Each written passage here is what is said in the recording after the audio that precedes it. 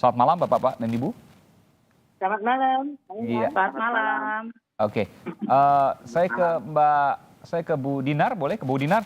Bu, saya ingin konfirmasi, THR 2021 bisa dicicil atau bahkan ditunda, benar demikian?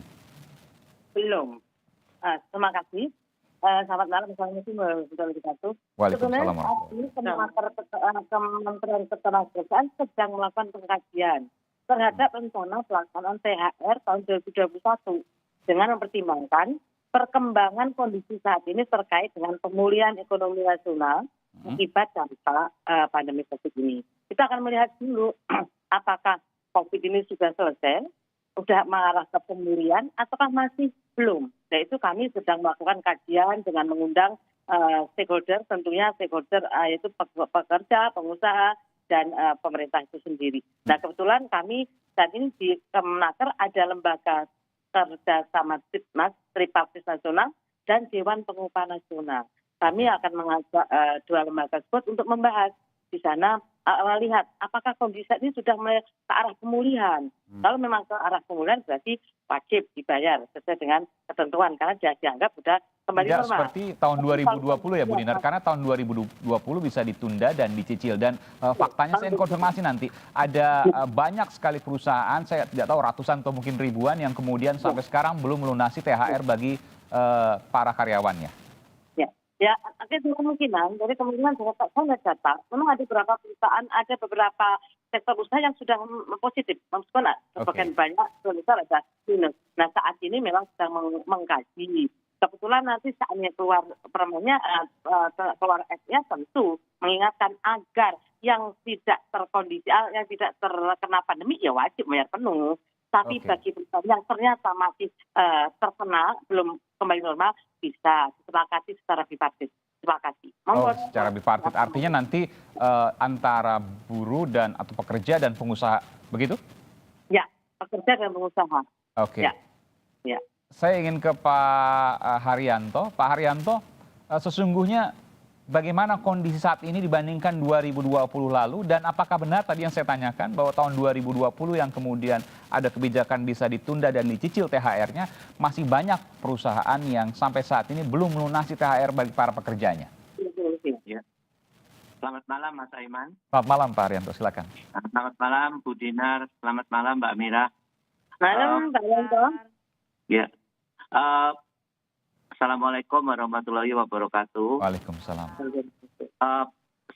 Pada pertemuan dengan asosiasi-asosiasi sektor di hari Senin yang lalu, itu kami sudah mendapatkan banyak masukan bahwa memang ada sektor yang sudah pulih, yang sudah membayar lunas THR-nya, dan mungkin juga tahun ini bisa membayar juga. Tapi juga ada beberapa sektor yang masih terpuruk, yang jadi tetap mungkin akan bernegosiasi secara bipartit. Boleh disebutkan Pak yang sudah pulih dan masih terpuruk? Ya, jadi yang beberapa yang sudah bisa membayar lunas THR-nya itu beberapa sektor seperti sektor sepatu, sektor itu tuh sudah bisa membayar THR-nya lunas di yang 2020. Mohon maaf Pak, industri sepatu? Iya. Sepatu, oke. Kalau gitu turunannya juga tekstil kan yang saya dengar masih struggle Pak, masih berjuang. Kalau tekstil itu terbagi dua Pak, ya ada garment, ada tekstil gitu. Jadi ada beberapa yang memang orientasinya itu masih order dari domestik itu masih terpuruk. Yang ekspor sudah mulai sedikit-sedikit mulai ada begitu. Jadi ini kan industri kita variatif sekali, Mas Aiman. Kita nggak bisa mengeneralisir semua itu sama begitu. Ada yang karyawannya cuma 100, 200, ada yang karyawannya tuh 100.000 orang. Satu industri. Saya tergelitik juga untuk menanyakan Pak, apa kaitannya COVID dengan industri sepatu yang meningkat sekarang? Bukan meningkat, maksudnya itu ini yang sudah bisa pulih. Ya sudah bouncing kan, yang sudah kembali pulih begitu ya? Sudah pulih, ekspornya sudah mulai ekspor. Sudah bisa pulih kira-kira mencapai 70% begitu. Yang lalu itu terpuruk sampai 30-40% gitu. Iya. Oh jadi ini yang terkait dengan ekspor mayoritas semuanya pulih, mayoritas ya Pak, ini nggak semua. Belum pulih semuanya ya, jadi baru mencapai sekitar 70%. Oke, mayoritas betul. COVID, gitu. Ini yang orientasinya ekspor ya? Iya. Oke, artinya memang ada perubahan yang signifikan tahun 2020 dengan tahun 2021. Ada perbedaan yang jauh? Tidak, itu tidak jauh karena pasar domestiknya itu masih sangat lumpuh sampai sekarang. Oke. Domestic market itu daya belinya hampir baru mencapai 50% dari sebelum COVID. Nah, itu terbukti karena apa? Karena masih ada pembatasan di tempat-tempat untuk pembelanjaan, mal, toko-toko dan sebagainya itu masih terbatas karena adanya COVID ini. Iya. Nah, kita kepengennya segera COVID ini selesai memang vaksinasi. Semua pengen seperti itu. Selesai, gitu. Meskipun kita tidak ada yang mengetahui kapan akan selesai. Tapi begini Pak Haryanto, kalau saya tanyakan secara data kasar, 2020 dibanding 2021, berapa perbedaan yang kemudian bangkit dan masih terpuruk? Saya kira yang sudah bangkit, yang sudah bisa mulai improve itu mungkin sekitar 20% lah ya. Oke. Jadi 80%-nya masih kondisi status quo, masih sama? Iya, 80%-nya masih tidak menentu. Karena marketnya masih tergantung domestik masih jelek dan beberapa yang ekspornya itu di negara yang belum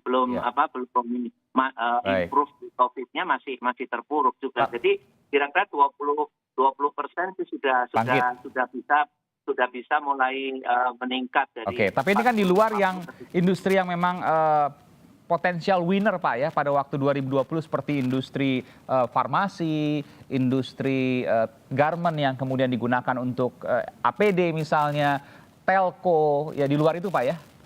Iya, itu sih nggak ada masalah ya, seperti industri-industri seperti pharmaceutical yang berkaitan dengan kesehatan, berkaitan dengan makanan dan minuman gitu, itu masih dibutuhkan gitu. Iya, bahkan sangat dibutuhkan sekarang. Iya. Mereka untung luar biasa. Artinya memang ada positif, ada negatif. Meskipun yang terpuruk juga itu mungkin sangat kecil. Iya. Dibandingkan dengan total industri tidak bisa mengcover. Oh oke, baik. Jadi timpang. Meskipun ada yang dari kemarin tahun 2020 itu terpuruk, 20%-nya sudah bangkit saat ini. 80% masih status quo, masih sama. Betulkah demikian, Mbak Mira? Ya, Assalamualaikum warahmatullahi wabarakatuh, Mas Aiman, Pak Waalaikumsalam Haryanto, dan Bu Dinar. Apa kabar? Yang pertama, begini Mas Aiman, jadi kami dari buruh tentu menolak keras ya atas rencana Menteri Tenaga Kerja mengeluarkan surat edaran terkait THR yang bisa dicicil ini. Kenapa? Alasannya pertama di tahun 2020 surat edaran kan pernah juga dikeluarkan terkait dengan THR yang dicicil dan dampaknya sejak Mei 2020 di mana hari raya sampai sekarang di bulan Maret 2021 banyak kawan-kawan dan juga termasuk anggota kami ini para buruh yang belum mendapatkan hak THR-nya sampai sekarang dan kasusnya salah satunya ada di Kementerian Tenaga Kerja. Dan lucunya lagi sekelas BUMN juga sama ikut-ikutan latah untuk mencicil. Padahal nggak pengaruh mereka itu terkait dengan situasi keuangan. BUMN nggak pengaruh Mbak Mira, meskipun dengan industri yang mungkin juga terpuruk juga, akan ada juga sektor-sektor bisnis yang sama. Yang kami rasakan Mas Aiman, yang kami advokasi ini semuanya tidak terpengaruh dengan pandemi. Misalnya apa Anda mengatakan misalnya? Yang kemarin gini ya, kemarin kan yang surat edaran itu tahun 2020. Sesungguhnya THR itu kan diberikan di bulan Ramadan sekitar antara April Mei lah ya. Nah sesungguhnya para pengusaha Pak Haryanto tuh paham banget nih. Para pengusaha itu sudah mengalokasikan uangnya, anggarannya untuk THR itu udah jauh-jauh hari. Jadi sesungguhnya tidak ada korelasinya, tidak ada dampaknya. Ini saya bicara tahun 2020 ya bicaranya. Tapi ternyata muncul surat edaran dari Menteri Tenaga Kerja yang terkait THR bisa dicicil di tahun 2020. Pada akhirnya menjadi sebuah pegangan kuat seolah-olah mereka para pengusaha itu berlindung dengan menggunakan surat edaran tersebut gitu Mas Aiman. Nah kemudian yang kedua, kita ini kan udah banyak sekali ribuan buruh yang belum diselesaikan THR-nya ya, karena sesungguhnya hak THR di tahun 2020 sampai di bulan Maret 2021 sudah mau masuk lebaran lagi, mereka belum mendapatkan. Ada berapa jumlahnya? Kurang lebih kalau misalnya di kami itu sekitar hampir 70-an% anggota yang terdampak. Makanya kan saya Berapa bilang ribu orang tuh? Berapa puluh ribu atau berapa ratus ribu orang? kalau ratus ribu sih enggak ya, puluhan ribu lah. Puluhan ribu, tapi luar biasa. Kalau dengan keluarganya kan dikali iya, betul. 4 misalnya. Masalahnya Mas Aiman, surat edaran tersebut menyasar juga bukan hanya sektor yang disampaikan oleh Pak Haryanto tentang sektor swasta ya. Lucunya nih, lucu dan anehnya, dan ini harusnya menjadi PR juga bagi Pak Erick Thohir selaku Menteri BUMN, menyasar ke BUMN. BUMN ini latah ikut-ikutan nyicil THR. Nah ini kan konyol ya kalau menurut saya. Nah ini juga terjadi, kan aneh kalau misalnya itu berdampak, saya lihat nggak berdampak di sektor BUMN. BUMN apa yang menurut Anda tidak terdampak tapi kemudian mencicil THR-nya? Anda bisa sebutkan? Misalnya sektor jalan tol. Ini kan nggak berdampak. Kok itu latah? Ini contoh ya, salah satu contoh. Okay. Lalu yang kedua, Mas Aiman, buruh ini udah babak belur gitu, Mas Aiman. Yang pertama babak belur, kemarin ini kan surat edaran juga dimunculkan terkait dengan tidak naik upah di 2021. Kemudian juga muncul lahirnya Undang-Undang Cipta Kerja beserta turunannya yaitu PP 34, 35, 36, 37. Yang salah satunya ya bukan hanya menggerus ya kesejahteraan buruh yang sudah didapatkan, malah makin menghilangkan kalau menurut saya. Oke. Nah, saya akan bertanya, apakah kemudian kebijakan ini akan dipertahankan atau tidak? Ini masih kemudian dibahas di Kemenaker. Tapi kalau seandainya dipertahankan, bagaimana dengan nasib puluhan ribu? Saya akan bertanya pas jeda, tetap bersama kami di Sapa Indonesia Malam. Saya ke Bu Dinar. Bu Dinar, ada puluhan ribu pekerja yang belum dibayarkan THR pada tahun lalu akibat kebijakan dari penundaan dan penyicilan THR. Kalau kemudian bayangan saya ketika ini diberlakukan lagi tahun ini, maka akan lebih banyak kemudian yang terdampak, yang kemudian belum mendapatkan haknya. Bagaimana soal ini, Bu? Sebenarnya gini Pak, karena sebenarnya Kemenaker belum memutuskan mencicil atau tidak, belum. Ya. Karena kami sudah mengkaji, dan besok kami akan nasional akan ketemu dengan BP-nya. Yang tahun lalu bagaimana, Bu? Karena ada puluhan ribu yang disampaikan tadi oleh Mbak Mina. Data kami yang melaporkan tidak sebanyak itu sih Pak. Oke. Data Kemenaker berapa, Bu? Yang tidak terbayar itu ada yang sama proses PHK. Jadi sehingga tidak semuanya. Oke. Jadi tidak sampai puluhan ribu, mungkin ribuan atau mungkin ratusan? Yang terdata adalah kasusnya. Jadi jumlah perusahaannya kami bedanya jauh sekali datanya, Bu ya? Ya, ada di pengawas kami juga kebetulan belum mendapatkan. Oke. Ya. Meskipun juga dari sisi ini kan kalau pemerintah kan berada di tengah-tengah yang kemudian melihat bagaimana kondisi ini. Ada juga banyak yang perusahaan tadi dikatakan 80% ini masih terpuruk, baru 20% yang kemudian bangkit. Ini di luar yang memang menangguk untung pada saat pandemi ya, seperti farmasi dan lain sebagainya. Ya. Sebenarnya gini, terkait dengan yang tidak terbayar, memang kami akan mengingatkan bagi perusahaan yang belum membayar tahun ini wajib menunjukkan terutang kan itu, karena kewajibannya adalah membayar di akhir tahun 2020 kemarin. Iya. Tapi soalnya data itu ternyata ada masih yang belum membayar dan kami pengawasan yang akan turun ke daerah. Maksudnya di data kami itu memang tidak sebanyak yang disampaikan oleh Bu Mira tadi. Makanya teman-teman kami di pengawasan akan meng-cross-check ulang dengan data-data yang ada di daerah, di pengawasan yang ada di 34 provinsi. Oke, saya ke Mbak Mira. Mbak Mira, tidak sebanyak itu ternyata di data di Kemenaker? Iya, kalau saya kan bicaranya data yang memang kami dapatkan secara langsung dari kawan-kawan kami yang ada di lapangan ya, Mas Aiman. Yeah.